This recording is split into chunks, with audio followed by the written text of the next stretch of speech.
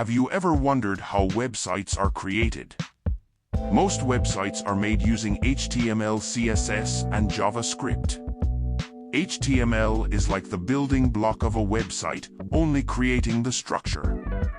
While CSS is only used for the design, and JavaScript provides functionality to each element. Here I will try to show what HTML, CSS, and JavaScript does with a simple example.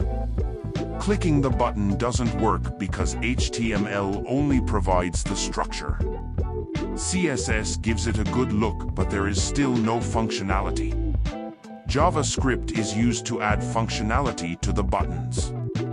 Using HTML, CSS, and JavaScript, you can create good-looking functional website just like this button.